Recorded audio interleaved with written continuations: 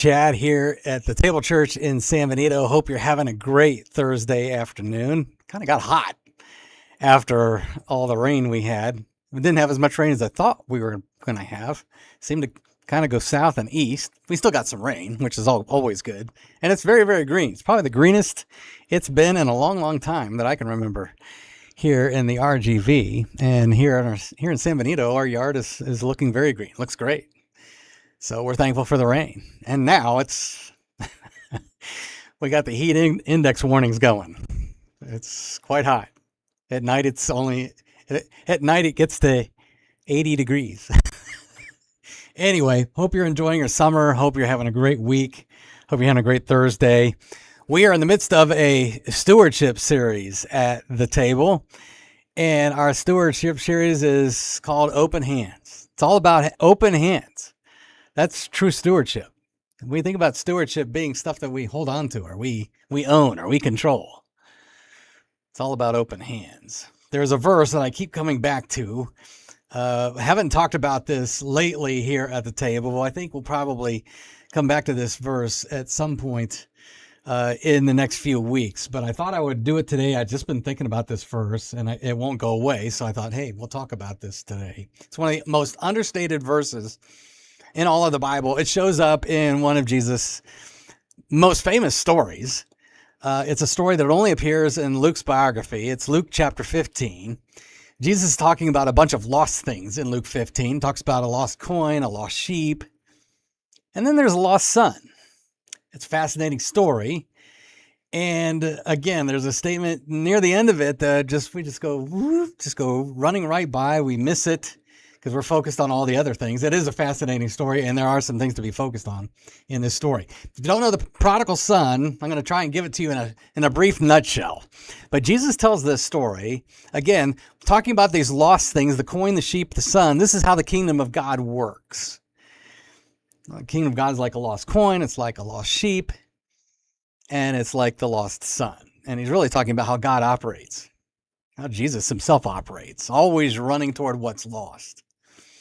But in this story, he tells a story. We don't know if Jesus is basing it on people he knew. It's quite possible. That's always a fascinating idea. Maybe this is somebody that Jesus knew about in his 30 to 33 years of existence.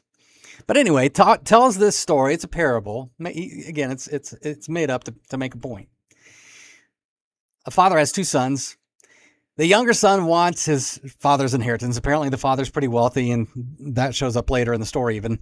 But he wants his inheritance. And he says, Dad, he goes to Dad, I'm not going to wait for you to kick the bucket before I have my inheritance. Give it to me now. And so Dad does. Dad gives him his inheritance. And he runs off, and as Jesus tells the story, he says he spent it all on wild living, which is that'll become an interesting point later. All on wild living. You don't know what that was? We can just fill in the blanks. And then he goes broke. And then he starts thinking, he ends up in a pig pen, which for a Jewish person is not the place to be. And look, everybody at my father's place has it better than me. I'm just going to go back, make me one of your servants. I'll be one of your servants. I'll be one of your slaves. Just take me back. I'm at your mercy, but I want to come home. And so, again, the great part of the story is he goes home, father goes running out, and the father says, he goes running to meet him and says, give him a robe, give him a ring, we're going to have a party. And then he throws a party. The fatted calf, which is a symbol of great wealth, also of inheritance. It's that kind of party. It's huge. It's a big deal. But also part of the story is that older brother that didn't leave the homestead. And so they're having this party, and Dad goes to find them. Where's the older son? How come he's not here? Oh, he didn't go in. He's not in for the party. He's somewhere outside, and Dad finds him and like, why are you celebrating with the rest of us? Well, here's where we start to see the son. The older son says, look, and here's his language is important because his attitude. And again, as Jesus tells the story, he says, look, I have been slaving many years for you. Okay, that right there, you're going to tell Dad that you have been slaving many years, especially when your younger brother comes back. Dad, make me one of your slaves. I've been slaving So this is a guy who puts the worst possible spin on stuff to make his point. I've been slaving. I never disobeyed your orders. You didn't make me, you didn't give me a goat. You didn't give me a party that I could have with my friends. But here comes my younger brother who spent all that stuff, spent all that money, spent all that inheritance you gave him on prostitutes. Okay, so Jesus didn't say that at the beginning of the story. He just said wild living. We were free to fill in the blank. Well, the older brother's filling the blank in for us. Again, I think part of the attitude, we don't know. Again, it's a fictitious story, but this is the worst possible spin on it. And you slaughtered the fattened calf for somebody that spent his inheritance on prostitutes. But then the father says this, and this is where I'm headed. This is one of the most overlooked verses in all of the Bible, Luke 15:31. And it has everything to do with Jesus and his stewardship of us and his stewardship of all things. This father in this story looks at the older son and he says, "Son, you are always with me." And then he says this, "Everything I have is yours." Everything I have is yours. You see, it's been true the whole time. That's what the older son is supposed to see. And interestingly enough, the moment that dad puts a robe, a ring, and slays the goat and the fatted calf, throws the big party, Moni does that. That younger son now has all the trappings. The image is all the trappings of inheritance. It's probably why the older son is throwing a fit. He's chirping because he knows that what he just did for that son is also saying, everything I have is yours. This has been true the whole time for both brothers. Neither of them realize it. I think the younger son probably has an inkling the moment he's wearing the robe.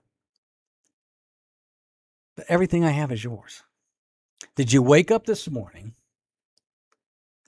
with a thought, believing that everything that Jesus has is yours? Have you lived your life today with the thought that everything that Jesus has, everything, all of his love, all his forgiveness, all of his grace, all of his benefits, all of the great things he gives us, including the air conditioning we enjoy today, if we have it, all the great things that have been given to us, everything Jesus has is ours. Is ours. His grace, his love, his salvation, his forgiveness, the entire kingdom is yours. Is yours. Is mine. That's the Father's heart for you and for me. There is never a day where everything that Jesus has isn't yours.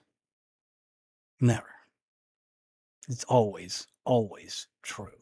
That's our conversation at the table today. And I hope you're enjoying your Thursday. Again, we're going to talk about this more in our stewardship series. Because Jesus as a steward, yeah, he owns it all. He owns everything. He owns the cattle on 1,000 hills. We sing that as kids. The wealth in every mine. The sun and stars that shine. He owns it all. He gives the kingdom that he was given by the Father. He gives that kingdom to us. Everything that he has is ours. That is grace. So, rest easy tonight, knowing that Jesus has given you everything you need. So, see us on Sunday. Come see us on Sunday, 10:30, here at the Table Church. We're going to be talking about Jesus as the steward. Yeah, it's a great topic. Talking about stewardship throughout the summer. And this week we'll be talking about Jesus as the steward. So join us on Sunday. Join us for Jesus, who is going to, again, give us the kingdom there on Sunday in community, in word and sacrament. Until then, remember this, that Jesus unconditionally, unstoppably, and absolutely loves you. He's always holding you, and he always, always has you. Have a great rest of your Thursday.